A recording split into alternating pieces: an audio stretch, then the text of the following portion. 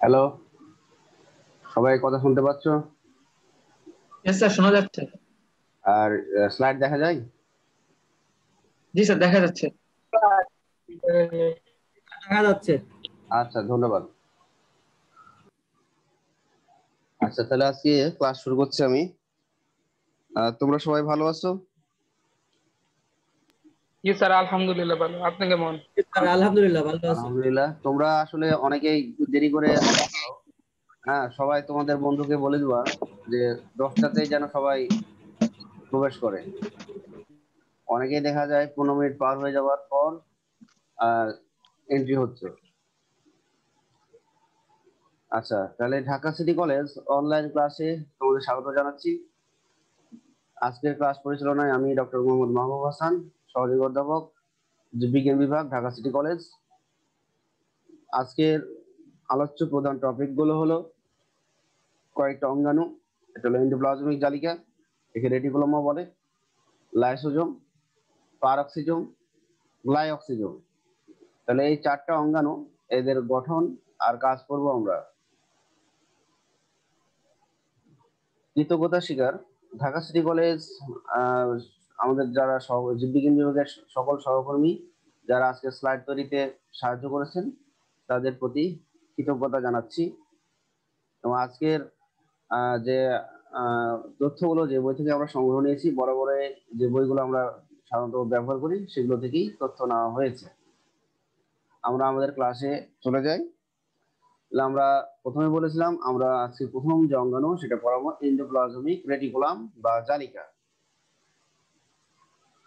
পরিণত কোষের সাইটোপ্লাজমে যে জালিকাকার বিন্যাস দেখা যায় তাই এন্ডোপ্লাজমিক রেটিকুলাম বা অন্তঃপ্লাজমীয় জালিকা। তাহলে সাইটোপ্লাজমে এরা জালিকার ন্যায় বিন্যস্ত থাকবে। হ্যাঁ, নিউক্লিয়াসের পাশে থাকতে পারে বা আলাদাও থাকতে পারে।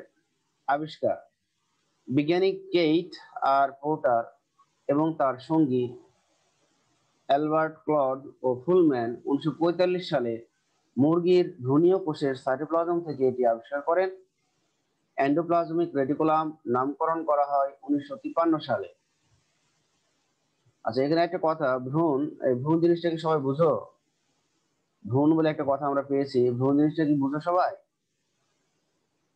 যে বুঝো সে বলতে পারো হোয়াট ইজ ভ্রূণ। ভ্রূণের ইংলিশ হলো এমব্রায়ো। হ্যাঁ, ভ্রূণ কাকে বলে? জানি না স্যার। আচ্ছা, না জানো, থ্যাংক ইউ। সবকিছু যে জানবো এরকম তো কথা না। আচ্ছা, ভ্রূণের সংজ্ঞাটা হলো জাইগোট কোষ বারবার মাইটোসিস বিভাজনে বিভাজিত হয়ে যে বহুকোষী গঠন তৈরি করে। আমি আবার বলছি, জাইগোট কোষ বারবার মাইটোসিস বিভাজনে বিভাজিত হয়ে যে বহুকোষী গঠন তৈরি করে তাকে ভ্রূণ বলে। আচ্ছা, এবার আসি আমরা উৎপত্তি।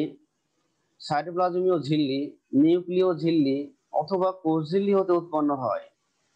এন্ডোপ্লাজমিক জালিকার উৎপত্তি সাইটোপ্লাজমীয় ঝিল্লি, নিউক্লিয় ঝিল্লি অথবা কোষ ঝিল্লি হতে উৎপন্ন হয়। বিস্তৃতি অধিকাংশ ইউক্যারিওটিক কোষ মানে প্রকৃত কোষে এই অঙ্গাণু পাওয়া যায়, তবে যকৃত, অগ্নাশয় ও অন্তঃক্ষরা গ্রন্থির কোষে এটি বেশি থাকে। তাহলে যকৃত, অগ্নাশয় এবং অন্তঃক্ষরা গ্রন্থি। অন্তঃক্ষরা গ্রন্থি এই ওয়ার্ডটাও তোমাদের কাছে একটু নতুন। অন্তঃক্ষরা গ্রন্থি হলো যে আমাদের শরীরে কতগুলো গ্রন্থি আছে, যে গ্রন্থি নিশ্চিত রস হবে হরমোন, এবং এই হরমোন বা এই রস পরিবহনের কোনো নির্দিষ্ট নালী নেই, এটা রক্ত দ্বারা বাহিত হয়, তাকে বলবো আমরা অন্তঃক্ষরা গ্রন্থি। ঠিক আছে, তাহলে কি বললাম? অন্তঃক্ষরা গ্রন্থি কাকে বলে? যে গ্রন্থি নিঃসৃত রস হলো হরমোন, আর হরমোন পরিবহনের কোনো নির্দিষ্ট নালী পথ থাকবে না, এরা বাহিত হবে রক্ত দ্বারা। যেমন পিটুইটারি গ্রন্থি, ঠিক আছে, থাইরয়েড গ্রন্থি, এগুলো হলো অন্তঃক্ষরা গ্রন্থি।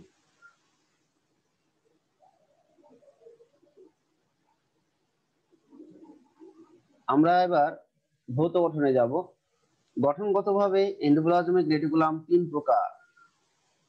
গঠনগতভাবে এন্ডোপ্লাজমিক রেটিকুলাম তিন প্রকার। কি কি? সিস্টার্নি, ভেসিকল, আর একটা হলো টিবিউল। সিস্টার্নি, ভেসিকল, আর একটা টিবিউল। প্রথমে আমরা আসবো সিস্টার্নি। এই যে ডান পাশে দেখো ছবি দেওয়া আছে, সিস্টার্নির ছবি দেওয়া আছে। তাহলে এটা দেখতে অনেকটা চ্যাপ্টা, শাখাবিহীন, আমরা এখানে দেখতেই পাচ্ছি কোনো শাখা নেই, লম্বা চৌবাচ্চার মতো, এবং সাইটোপ্লাজমে এরা পরস্পর সমান্তরালে বিন্যস্ত থাকে। সমান্তরাল মানে একটা সিস্টার্না আরেকটা সিস্টার্নার সাথে সমান্তরাল ভাবে থাকে।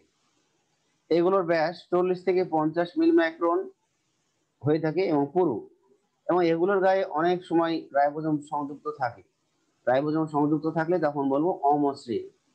অমসৃণ এন্ডোপ্লাজমিক জালিকা। আর নিচেরটা হলো রাইবোজোম সংযুক্ত নেই, মানে মসৃণ এন্ডোপ্লাজমিক জালিকা। এবার নিচের আরেকটা ছবি দেখতে পাচ্ছি আমরা, ভেসিকল। তাহলে এটা দেখতে অনেকটা ফোস্কার মতো, এগুলো দেখতে অনেকটা বর্তুলাকার ফোস্কার মতো। এদের ব্যাস 20 থেকে 25 মিলিমাইক্রন। এগুলো কিন্তু এন্ডোপ্লাজমিক জালিকারই অংশ। টিউবিউল, টিউবিউল আমরা ডান সাইডে দেখতে পাচ্ছি একটা ছবি। এগুলো নালিকার মতো শাখান্বিত বা অশাখ। আমরা এখানে অশাখও দেখতে পাচ্ছি, আবার মাঝখানে শাখান্বিতও দেখতে পাচ্ছি। শাখান্বিত মানে শাখা আছে।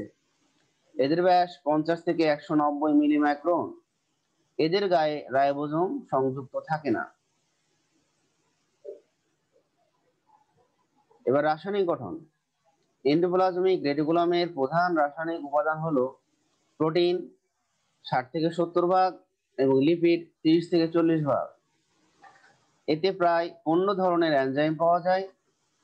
এনজাইমগুলোর মধ্যে উল্লেখযোগ্য গ্লুকোজ 6 ফসফেটেজ, সক্রিয় এটিপিএস, এনএডিএস, ডায়াফোরেজ ইত্যাদি। অমসৃণ জালিতে আরএনএ এবং গ্লাই অক্সিজম নামক ক্ষুদ্রাকার কণা থাকতে পারে। অমসৃণ রেটিকুলামের ক্ষুদ্র ক্ষুদ্র বিচ্ছিন্ন অংশকে মাইক্রোজোম বলে। হ্যাঁ, অমসৃণ এন্ডোপ্লাজমিক জালিকা থেকে অনেক সময় ক্ষুদ্র ক্ষুদ্র বিচ্ছিন্ন অংশ থাকে, সেগুলোকে বলবো আমরা মাইক্রোজোম।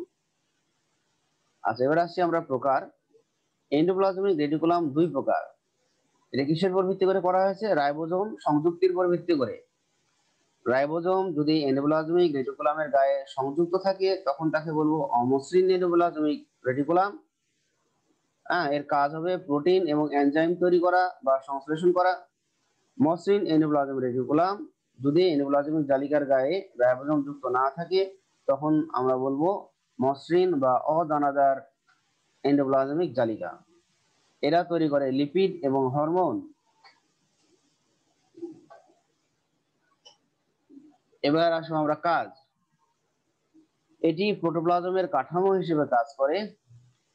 অমসৃণ রেটিকুলামে প্রোটিন সংশ্লেষিত হয়। মসৃণ রেটিকুলামে বিশেষত প্রাণী কোষে লিপিড, মতান্তরে বিভিন্ন হরমোন, গ্লাইকোজেন, ভিটামিন, স্টেরয়েড প্রভৃতি সংশ্লেষিত হয়। স্টেরয়েড হলো এক ধরনের লিপিড। 4 নম্বর কাজ, এটি লিপিড ও প্রোটিনের অন্তঃবাহক হিসেবে কাজ করে। অনেকের মতে এটি কোষপ্রাচীরের জন্য সেলুলোজ তৈরি করে।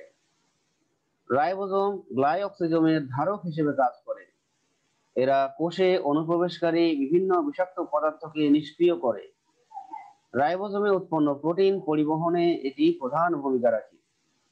তাহলে আমরা প্রথম যে অঙ্গাণু এন্ডোপ্লাজমিক জালিকা, তার আমরা ভৌত গঠন, রাসায়নিক গঠন এবং কাজ করলাম। এই এন্ডোপ্লাজমিক জালিকায় কোনো সমস্যা আছে কারো? না থাকলে আমরা পরের ইতে চলে যাব, পরের অঙ্গাণুতে। আচ্ছা, পরের অঙ্গাণুটা হলো লাইসোজোম। সাইটোপ্লাজমে অবস্থিত যে অঙ্গাণু হাইড্রোলাইটিক এনজাইমের আধার হিসেবে কাজ করে তাকে লাইসোজোম বলে। হাইড্রো মানে হলো পানি, আর লাইটিক মানে হলো বিশ্লেষণ। তাহলে সাইটোপ্লাজমে অবস্থিত যে অঙ্গাণু হাইড্রোলাইটিক এনজাইমের আধার হিসেবে কাজ করে তাকে লাইসোজোম বলে। তাহলে লাইসোজোমের ভিতরে যে এনজাইম গুলো আছে এরা পানি বিশ্লেষী, পানির সহায়তায় মানে বিভিন্ন যৌগকে বিশ্লেষণ করতে পারে। বহু সংখ্যক নানাবিধ হাইড্রোলাইটিক এনজাইম একটি দ্বিস্তরী ঝিল্লি দ্বারা আবদ্ধ হয়ে লাইসোজোম তৈরি করে। 1955 সালে ক্রিশ্চিয়ান দা দুবে এই ধরনের অঙ্গাণুর নামকরণ করেন লাইসোজোম। নামকরণ হলো ক্রিশ্চিয়ান দা দুবে। উৎপত্তি। এন্ডোপ্লাজমিক রেটিকুলাম হতে এদের উৎপত্তি এবং গোলগি বডি কর্তৃক প্যাকেজকৃত। বিস্তৃতি। প্রাণীদেহের শ্বেত রক্তকণিকা কোষে অধিক সংখ্যায় লাইসোজোম দেখা যায়। প্রায় সব প্রাণী কোষে, বিশেষ করে বৃক্ককোষ, অন্ত্রের আবরণী কোষেও লাইসোজোম আছে। তবে আরবিসিতে কোনো লাইসোজোম থাকে না। সম্প্রতি উদ্ভিদ কোষে লাইসোজোমের ন্যায় স্ফেরোজোম আবিষ্কৃত হয়েছে। হ্যাঁ, তাহলে উদ্ভিদ কোষে সম্প্রতি মানে অতি সত্তর বা কয়েক বছর আগে, হ্যাঁ, লাইসোজোমের ন্যায় স্ফেরোজোম, এটাও হলো আসলে লাইসোজোমের একটা সিনোনিম। হ্যাঁ, এদেরকে অলিওজোমও বলা হয়। এরা আকারে ছোট এবং তেল জাতীয় পদার্থ ঝিল্লিবদ্ধ করা এদের প্রধান কাজ।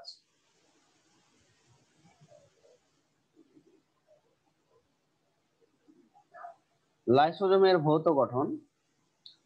লাইসোজোম সাধারণত বৃত্তাকার হতে পারে, গোলাকার হতে পারে, ব্যাস 0.2 থেকে 0.8 মিলিমাইক্রন। বৃক্ককোষের লাইসোজোম অপেক্ষাকৃত বড় হয়। প্রতিটি লাইসোজোম দ্বিস্তর বিশিষ্ট আবরণী দ্বারা আবৃত। এদের ভ্যাকুওল ঘন তরলে পূর্ণ থাকে। লাইসোজোমের ভিতরে যে গহ্বরটা আছে, সে গহ্বরটা তরল দ্বারা পূর্ণ থাকবে এবং সেই তরলে প্রচুর এনজাইম থাকবে। কতক বস্তু লাইসোজোমের ঝিল্লিকে স্থিতি দান করে, যার ফলে লাইসোজোম থেকে এনজাইম সমূহ বের হয়ে আসতে পারে না। এদেরকে বলা হয় স্ট্যাবিলাইজার। লাইসোজোম আমরা একটু আগে জানলাম, লাইসোজোম কিন্তু একটা এনজাইম, হ্যাঁ, এনজাইম সমৃদ্ধ একটা অঙ্গাণু। তাহলে এই অঙ্গাণু এই এনজাইম গুলো একটা ঝিল্লি দ্বারা আবদ্ধ থাকে। তাহলে লাইসোজোমের মধ্যে এমন কিছু পদার্থ বা উপাদান রয়েছে যাদের বলা হবে স্টেবিলাইজার। এই স্টেবিলাইজার কি করবে, যে লাইসোজোমের যে ঝিল্লিকে আছে সেটাকে হ্যাঁ, স্থিতিশীল রাখবে, যার কারণে ঝিল্লি হ্যাঁ, ভাঙবে না, তখন এনজাইম বের হয়ে আসতে পারবে না। আবার দেখা যাচ্ছে নিচের লাইনে আমার আমরা আরেকটা কথা বলছি, যে কিছু উপাদান বা পদার্থ আছে লাইসোজোমে যাদেরকে বলবো ল্যাবিলাইজার। ল্যাবিলাইজার গুলো আবার কি করবে, এই উপাদানগুলো লাইসোজোমের ঝিল্লিকে বিদীর্ণ করবে। আর বিদীর্ণ করলে লাইসোজোমের ভিতরে যে এনজাইম গুলো আছে সেগুলো বের হয়ে এসে অটোলাইসিস ঘটায়। তাহলে আমরা কি স্টেবিলাইজার আর ল্যাবিলাইজার যে উপাদানগুলো আছে, এই দুটো উপাদানের কাজ বুঝলাম? রেসপন্স করো। স্টেবিলাইজার আর ল্যাবিলাইজার, এই দুটার কাজ কি আমরা বুঝেছি? হ্যালো, আরেকবার বলেন স্যার। ল্যাবিলাইজার এই দুটার কাজ কি বুঝেছি? আরেকবার বলতে হবে। আচ্ছা, আরেকবার স্টেবিলাইজারের কাজটা আমি বলতেছি, যে লাইসোজোমের ভিতরে এমন কিছু উপাদান আছে যারা লাইসোজোমের যে ঝিল্লিটা আছে সেই ঝিল্লিটাকে ঠিক রাখবে। বলেন স্যার। হ্যাঁ, তাহলে কি বললাম, স্টেবিলাইজার লাইসোজোমের ঝিল্লিকে স্থিতি প্রদান করে, যার কারণে লাইসোজোমের ভিতরে যে এনজাইম গুলো আছে সেগুলো বের হয়ে আসতে পারবে না। আবার ল্যাবিলাইজার যে উপাদানটা আছে, এরা কি করবে, লাইসোজোমের যে ঝিল্লি আছে সেই ঝিল্লিকে বিদীর্ণ করে দেয়। মানে বিদীর্ণ করা মানে কি, ফাটিয়ে দেওয়া। বিদীর্ণ করলে ভিতরের এনজাইম গুলো বের হয়ে আসতে পারে, তখন অটোলাইসিস ঘটাবে। আর অটোলাইসিসটা আমরা একটু পরে বোঝাচ্ছি, অটোলাইসিস কি। রাসায়নিক গঠন। লাইসোজোমের আবরণী ঝিল্লি লিপোপ্রোটিন নির্মিত। ঝিল্লি দ্বারা আবদ্ধ অবস্থায় এতে প্রায় 40 থেকে 50 ধরনের এনজাইম থাকে। উল্লেখযোগ্য এনজাইমগুলো হলো ডিএনএজ, আরএনএজ, অ্যাসিড লাইপেজ, স্টারেজ, স্যাকারেজ, লাইসোজাইম, ফসফোলাইপেজ ইত্যাদি। প্রতিটি লাইসোজোমে নির্দিষ্ট এক ধরনের এনজাইম বিদ্যমান।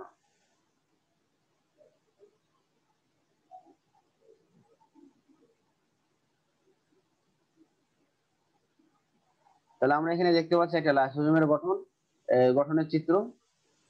এখানে দেখো, এই যে গোল একটা অংশের মধ্যে দেওয়া আছে, এটাকে আমরা বলতে পারি লাইসোজোমের ভিতরে যে ভ্যাকুল বা গহ্বর। এই গহ্বরটা একটা ঝিল্লি দ্বারা আবদ্ধ। এই ঝিল্লিটা হলো দ্বিস্তরী। আচ্ছা, এখন আমরা ভিতরে দেখতে পাচ্ছি কি, অপাচিত চর্বির মায়োলিন তন্তু। এরকম দানার মতো কতগুলো পদার্থ রয়েছে গহ্বরের ভিতরে, দানা। এটা হলো ভ্যাকুল, গহ্বরটাকে বলছি ভ্যাকুল। আর পরিপাক এনজাইম, এগুলো হলো এনজাইম আছে, এগুলোর মধ্যে এনজাইম আছে। লাইসোজোমের কাজ। এবার আসছি আমরা লাইসোজোমের কাজ। লাইসোজোমের এনজাইম সমূহ অম্লীয় পরিবেশে কর্মক্ষম হয়। সাইটোপ্লাজমের নিউট্রাল পিএইচ এ এরা কর্মক্ষম থাকে না, তাই কোষে তেমন কোনো ক্ষতি হয় না। প্রয়োজনের সময় সাইটোপ্লাজম থেকে প্রোটন এনে অম্লীয় পরিবেশ তৈরি করে এরা কাজ করে। তাহলে লাইসোজোম এর যে এনজাইম গুলো আছে এদের যখন কাজ করা শুরু করে তখন এর পরিবেশটা যাতে অম্লীয় হয়, ঠিক আছে? অম্লীয় হলে লাইসোজোমের এনজাইম গুলো কাজ করতে পারে। এখানে কি পিএইচ জিনিসটা আমরা বুঝি? পিএইচ হলো জি স্যার। নিউট্রাল। পিএইচ এর মান যখন 7 হবে তখন হবে নিউট্রাল, আর 7-এর নিচে যখন হবে তখন হবে অ্যাসিড। আর পিএইচ এর মান যদি 7-এর উপরে 14 পর্যন্ত সীমাবদ্ধ থাকে তাহলে হবে ক্ষার। হ্যাঁ, তাহলে যখন লাইসোজোমের ভিতরে প্রোটন আয়নের আধিক্য ঘটবে তখন অম্লীয় পরিবেশ তৈরি হবে, আর তখন লাইসোজোম কাজ করতে পারবে, লাইসোজোমের এনজাইম গুলো কাজ করতে পারবে। এরা ফ্যাগোসাইটোসিস পদ্ধতিতে জীবাণু ধ্বংস করে। লাইসোজোম লাইসোজোমে বিগলনকারী যে এনজাইম সমূহ কে আবদ্ধ রাখে কোষের অন্যান্য অঙ্গাণুকে রক্ষা করে। তাহলে এটি বিগলনকারী এনজাইম সমূহকে আবদ্ধ করে রাখে। তাহলে লাইসোজোমের ভিতরে যে এনজাইম গুলো আছে এরা অন্য যে কোনো ধরনের অঙ্গাণুকে বিগলিত করে দিতে পারে বা নষ্ট করে দিতে পারে। তাহলে এই এনজাইম সমূহকে আবদ্ধ রেখে কোষের অন্যান্য অঙ্গাণুকে রক্ষা করে। লাইসোজোম অন্তঃকোষীয় পরিপাকে সাহায্য করে। তীব্র খাদ্যাভাবের সময় এর প্রাচীর ফেটে যায়। তাহলে কোষ যখন কোনো অনাহারে ভুগবে বা যখন খাদ্য পাবে না, পুষ্টি পাবে না, তখন কি হবে যে লাইসোজোম প্রাচীর ভেঙে দিবে। আর এই লাইসোজোমের এই প্রাচীর ভেঙে দিতে কোন উপাদানটা কাজ করবে? আমি একটু আগে পড়ালাম, একটা ছিল স্টেবিলাইজার আর একটা ছিল ল্যাবিলাইজার। তাহলে কোন উপাদানটা এখানে কাজ করবে লাইসোজোমের প্রাচীর ফাটানোর ক্ষেত্রে? ল্যাবিলাইজার। লেবিলাইজার। ল্যাবিলাইজার কাজ করবে। Thank you. তাহলে এবং লাইসোজোমের ভিতরে যে আবদ্ধকৃত এনজাইম গুলো আছে সেই এনজাইম গুলো বের হয়ে যাবে সাইটোপ্লাজমে। সাইটোপ্লাজমে আবার অঙ্গাণু আছে, সেই অঙ্গাণুগুলোকে বিনষ্ট করতে থাকবে এবং এই ধরনের কাজকে বলবে স্বগ্রাস বা অটোফ্যাগি। তাহলে লাইসোজোম যখন তার প্রাচীর ফাটিয়ে ভিতরের এনজাইম গুলো সাইটোপ্লাজমে ছেড়ে দিবে এবং সাইটোপ্লাজমের অঙ্গাণুগুলো যখন ধ্বংস হবে, হ্যাঁ, তখন এই প্রক্রিয়াকে বলবো অটোফ্যাগি। আর এভাবে সমস্ত কোষটিও যখন পরিপাক হয়ে যাবে বা সমস্ত কোষটি যখন নষ্ট হয়ে যাবে তখন এই প্রক্রিয়াকে বলবো অটোলাইসিস। তাহলে অটোফ্যাগি আর অটোলাইসিস আমরা বুঝলাম। অটোফ্যাগি কোন সময় আর অটোলাইসিস কোন সময়? অটোফ্যাগি হলো এনজাইম গুলো যখন সাইটোপ্লাজমের অঙ্গাণুগুলোকে নষ্ট করবে তখন বলবো অটোফ্যাগি।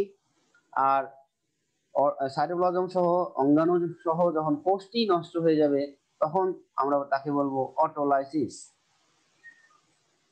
এরা জীবদের অকেজ কোষসমূহকে অটোলাইসিস পদ্ধতিতে ধ্বংস করে বলে এদের আত্মঘাতী থলিকা বা স্কোয়াড বলা হয়। কোষ বিভাজনকালে এরা কোষীয় ও নিউক্লিয় আবরণী ভাঙতে সাহায্য করে। এরা কোষে কেরাটিন সৃষ্টিতে সাহায্য করে। হ্যাঁ, কেরাটিন হলো এক ধরনের প্রোটিন। এই প্রোটিন গুলো সাধারণত নখে, চুলে, মানুষের ক্ষেত্রে থাকে। লাইসোজোম নিউক্লিয়াস এনজাইম নিঃসরণ করে প্রাণীদের জিনগত পরিবর্তন ঘটায়, ফলে ব্লাড ক্যান্সারের আবির্ভাব ঘটে। এতে টিস্যু বিগলনকারী অ্যাসিড ফসফেটেজ এনজাইম থাকে। তাহলে এই হলো লাইসোজোমের কাজ। লাইসোজোম সম্পর্কে কারো কোনো জিজ্ঞাসা থাকলে বলতে পারো।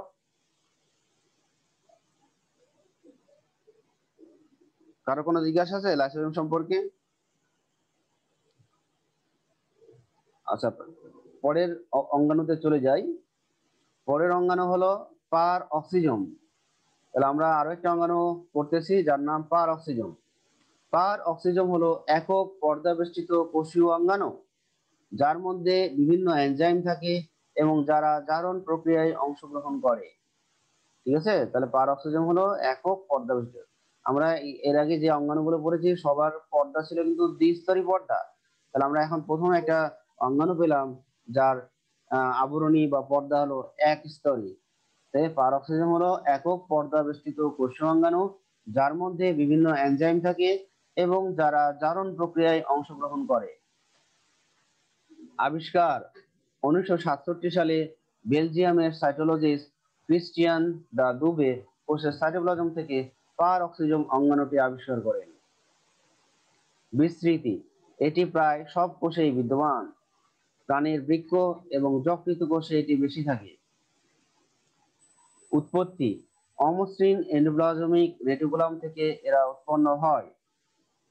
গঠন: পার অক্সিজম একক পর্দা বিশিষ্ট গোলাকার বা বর্তুলাকার অঙ্গাণু, এদের ব্যাস 0.2 থেকে 17 মিলিমাইক্রন। এর ভিতরে ক্রিস্টাল বা দানার আকারে সঞ্চয়ী এনজাইম জমা থাকে। এনজাইম সমূহের মধ্যে ক্যাটালেজ প্রধান এনজাইম।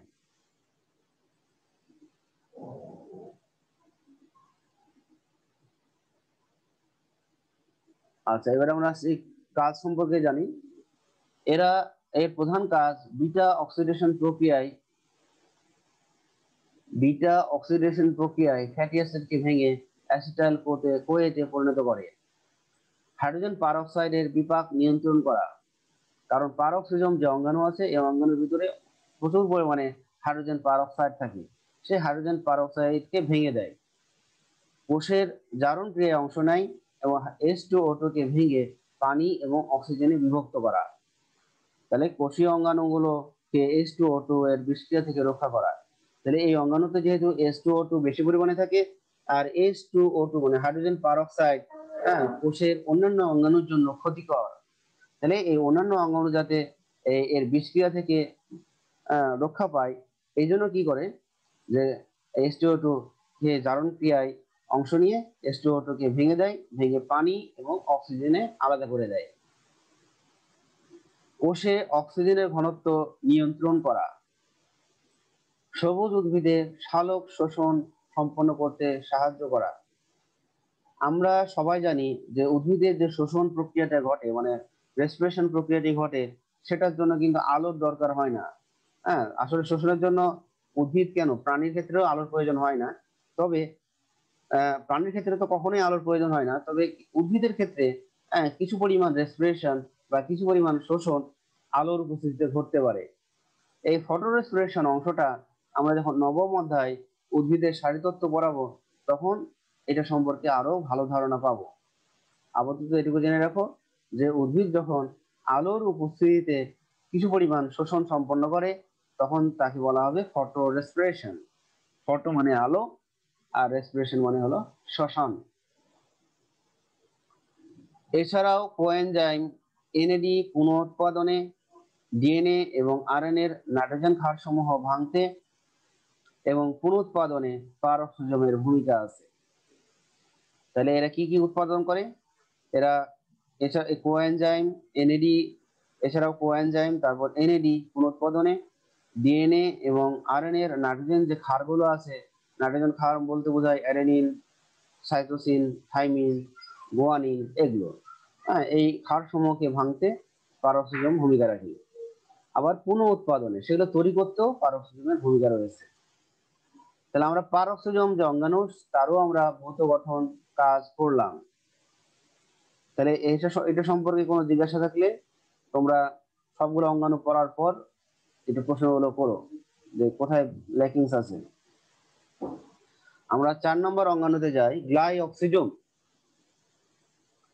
উদ্ভিদ কোষের সাইটোপ্লাজমে বিদ্যমান একক পর্দা বেষ্টিত ক্ষুদ্র গোলাকার ডিম্বাকার অঙ্গাণু যারা স্নেহ পদার্থ বিপাকের এনজাইম ধারণ করে, তাদের গ্লাই অক্সিজম বলে। তাহলে আমরা কিছুক্ষণ আগে একটা অঙ্গাণু পড়লাম পার অক্সিজম, তারও কিন্তু একক পর্দা ছিল, মানে পর্দাটা ছিল এক স্তরে। আমরা এখন আরেকটা অঙ্গাণু পড়ছি গ্লাই অক্সিজম, এদেরও পর্দা কিন্তু একটি, মানে এক স্তরে। তাহলে সাইটোপ্লাজমে বিদ্যমান একক পর্দা বেষ্টিত ক্ষুদ্র গোলাকার বা ডিম্বাকার অঙ্গাণু যারা স্নেহ পদার্থ বিপাকের এনজাইম ধারণ করে, তাদের গ্লাই অক্সিজম বলে। আবিষ্কার বিজ্ঞানী R.W. ব্রেডেনব্যাক 1967 সালে এটি আবিষ্কার ও নামকরণ করেন। বিস্তৃতি: সূত্রাকার ছত্রাক, ইস্ট, নিউরোপোরা, তৈলবীজের কোষে গ্লাই অক্সিজম পাওয়া যায়। বীজের লিপিড সঞ্চয়ী কোষেও এদেরকে দেখা যায়। উৎপত্তি: এন্ডোপ্লাজমিক জালিকার সিস্টার্নি থেকে এদের উৎপত্তি হয়। এন্ডোপ্লাজমিক জালিকার সিস্টার্নি থেকে এদের উৎপত্তি হয়।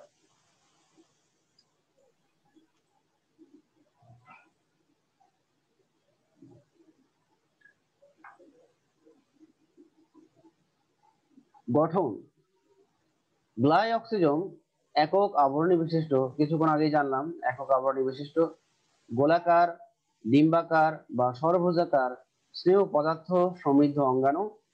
এদের ব্যাস 0.5 থেকে 1.5 মিলিমাইক্রন। এর মাতৃকা, মাতৃকা মানে হলো ম্যাট্রিক্স, মানে এই পর্দা দ্বারা বেষ্টিত যে তরল, সেই তরলটাই হলো মাতৃকা। এর মাতৃকা হলো দানাদার এবং কখনো কখনো এর কেন্দ্রে ঘন কোর অঞ্চল দেখা যায়। এবং বিটা অক্সিডেশন ও গ্লাই অক্সালো চক্রের বিভিন্ন এনজাইম যেমন isocitrate lyase, malate synthetase, glycolate oxidase, catalase প্রভৃতি থাকে। তাহলে বিটা অক্সিডেশন একটা চক্র, গ্লাই অক্সালো আরেকটি চক্র। এই চক্রের জন্য যে এনজাইমগুলো আছে, এই এনজাইমগুলো গ্লাই অক্সিজম অঙ্গাণু ধারণ করে। কাজ প্রধানত চর্বি বা লিপিড বিপাক নিয়ন্ত্রণ করা। 2 নম্বর কাজ, বীজের অঙ্কুরোদ্গমের সময় লিপিডকে ভেঙে গ্রহণ উপযোগী চিনিতে পরিণত করা এবং চারার বৃদ্ধি অব্যাহত রাখা। তাহলে বীজ যখন অঙ্কুরিত হয় তখন এরা লিপিডকে ভেঙে দেয়, ভেঙে কি করে গ্রহণ উপযোগী চিনিতে পরিণত করে চারার বৃদ্ধি অব্যাহত রাখে। এই যে এখানে আমরা একটা কথা বলতেছি, লিপিডকে ভেঙে কি তৈরি করে? শর্করা তৈরি করে। ঠিক আছে, লিপিড হলো কিন্তু একটা অশর্করা উপাদান, আর চিনি হলো একটা শর্করা। তাহলে এই যে অশর্করা জাতীয় পদার্থ একটা বিশেষ প্রক্রিয়ায় শর্করায় পরিণত হয়। কারো কি জানা আছে সেই প্রক্রিয়াটার নাম কি? রেসপন্স করো। আমি একটা কোশ্চেন করেছি যে লিপিড হলো অশর্করা, অশর্করা জাতীয় পদার্থ যে প্রক্রিয়ায় শর্করায় পরিণত হয় ওই প্রক্রিয়াটার নাম কি? না পারলে বলো পারি না, বলে দিই। হাইড্রোলাইসিস। না, স্যার পারি না। আচ্ছা থ্যাংক ইউ। না না বলা হাইড্রোলাইসিস। হ্যাঁ, না বলাটা কোনো অপরাধ না, ওটা অবশ্যই না জানলে বলবার না পারি না। তাহলে এটা মানে হলো যে অশর্করা জাতীয় পদার্থ গ্লুকোনিওজেনেসিস প্রক্রিয়ায় শর্করায় রূপান্তরিত হয়। আমি আবার বলতেছি, অশর্করা জাতীয় পদার্থ গ্লুকোনিওজেনেসিস প্রক্রিয়ায় শর্করায় পরিণত হয়। এখানে গ্লুকো মানে হলো গ্লুকোজ, নিও মানে হলো নতুন, আর জেনেসিস মানে হলো তৈরি হওয়া। তাহলে কি বললাম? অশর্করা জাতীয় পদার্থ গ্লুকোনিওজেনেসিস প্রক্রিয়ায় শর্করায় পরিণত হয়। তাহলে এখানে লিপিড হলো অশর্করা আর চিনি হলো শর্করা। সবাই ব্যাপারটা বুঝতে পেরেছো?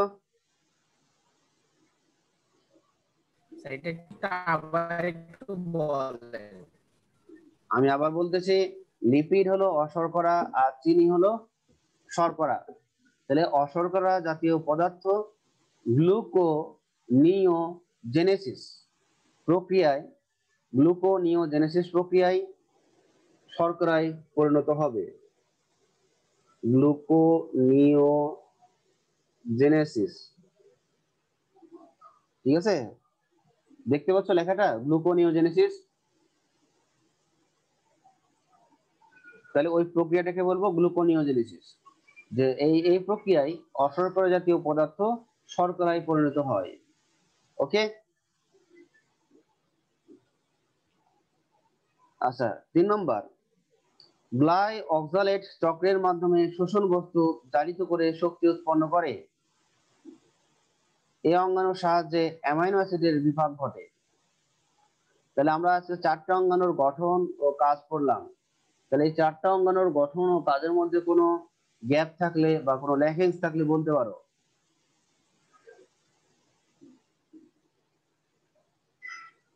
কারো কারো কোথাও সমস্যা আছে 4টা অঙ্গাণুর মধ্যে? কারো কোনো প্রশ্ন না থাকলে বুঝে নেবো সবাই বুঝেছো। হ্যাঁ বলো, হ্যালো রেসপন্স করো কারো কোনো সমস্যা থাকলে।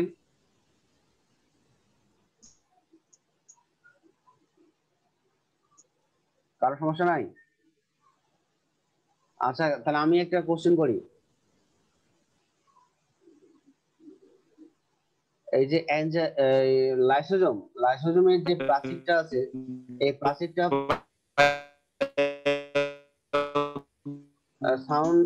সাউন্ড প্রবলেম তোমার বোঝা যাচ্ছে না? কিছু বোঝা যাচ্ছে না? আরেকবার স্যার বলো। গ্লাই অক্সালেট চক্র কি? হ্যাঁ বলো একটু জোরে। হ্যালো,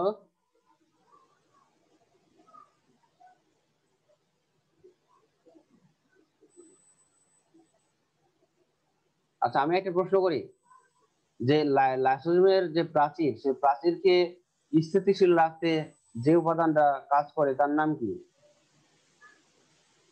রেসপন্স করো। Stabiliser. Stabiliser, good, thank you. আচ্ছা আমরা একটা প্রশ্ন নিয়ে একটু আলোচনা করি, একটা নমুনা প্রশ্ন নিয়ে আলোচনা করি। তো নমুনা প্রশ্নের মধ্যে আমরা এখানে দেখতে পাচ্ছি ক নাম্বার কোশ্চেনে আছে কোষীয় অঙ্গাণু কাকে বলে। হ্যাঁ, এটা জ্ঞানমূলক কোশ্চিন এবং এখানে 1 মার্ক থাকবে। তোমরা কি কেউ বলতে পারবা কোষীয় অঙ্গাণু কাকে বলে? বলতে পারলে বলো, নাহলে আমি বলে দিচ্ছি। কোষীয় অঙ্গাণুর সংজ্ঞাটা মনে আছে কারো? আচ্ছা আমি তাহলে স্যার বলে দিচ্ছি। কোষের সাইটোপ্লাজমে বিদ্যমান জীবন্ত কার্য সম্পাদনকারী এবং কোষের জীবন।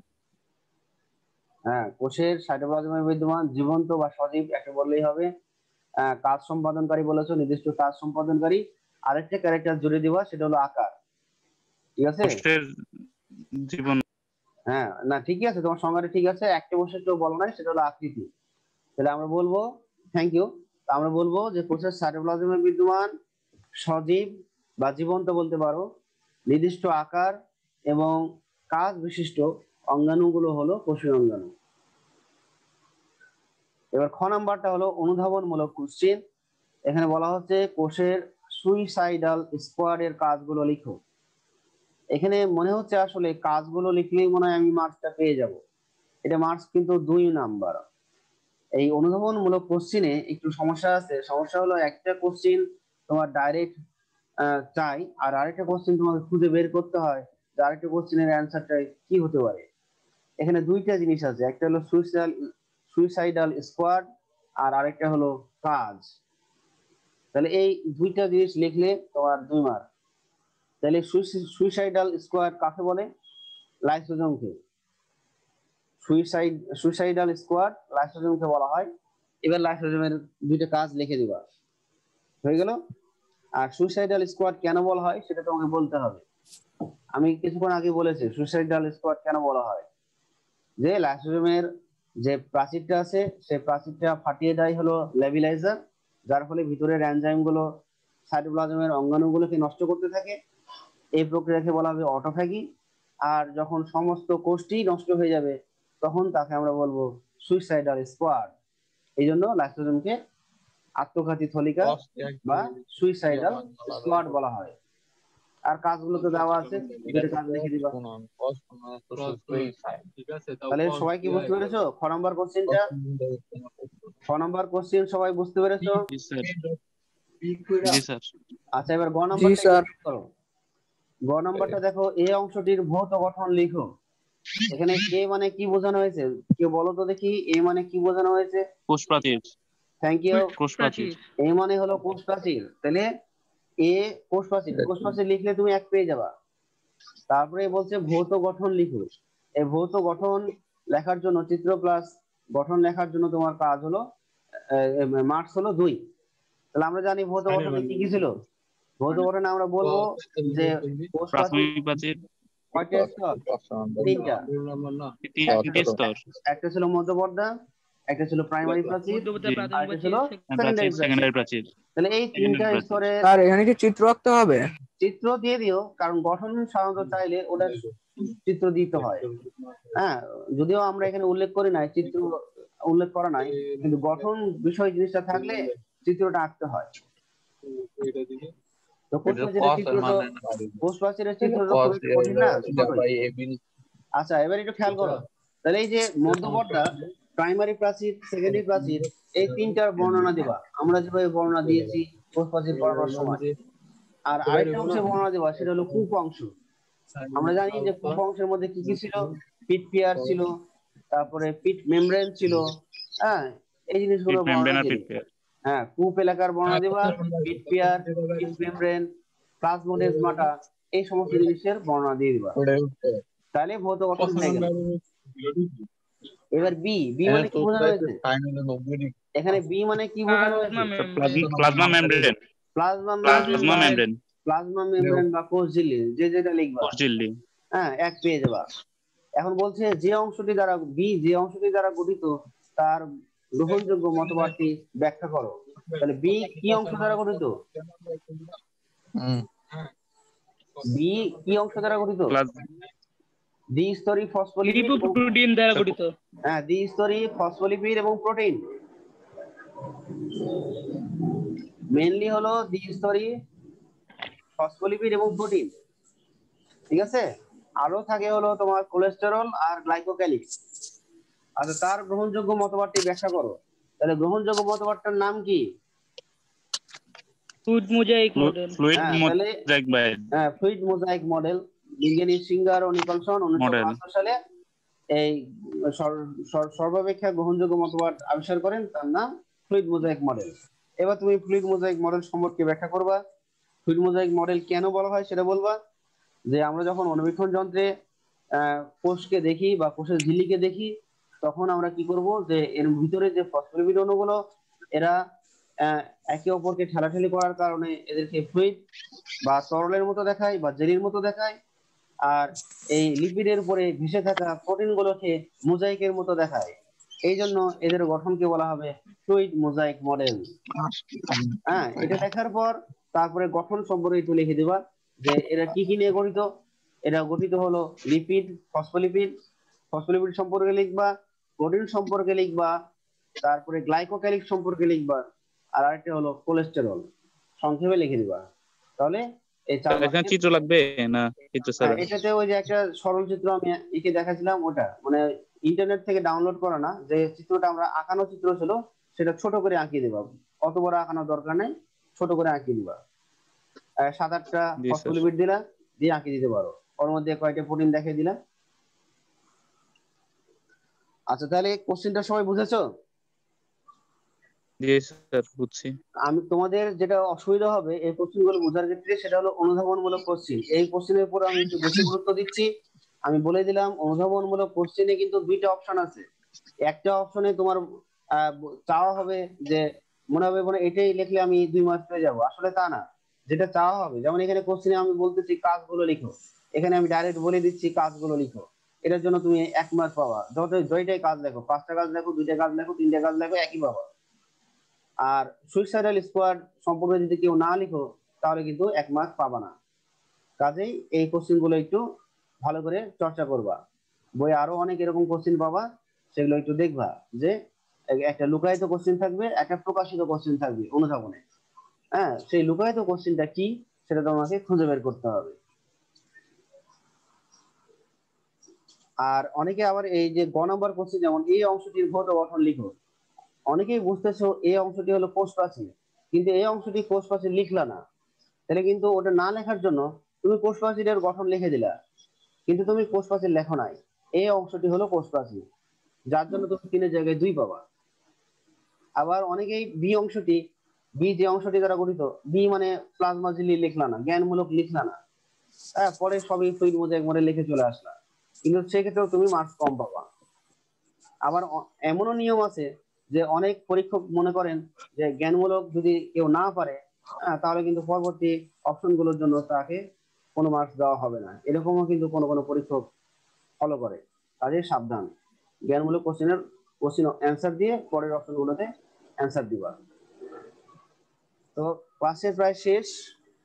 তাহলে কারো কোনো জিজ্ঞাসা থাকলে বলতে পারো, নাহলে আজকের মতো ক্লাস শেষ করছি।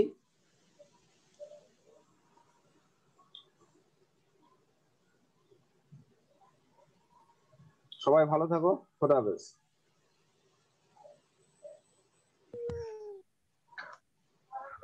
আসসালামু আলাইকুম স্যার। ওয়ালাইকুম আসসালাম।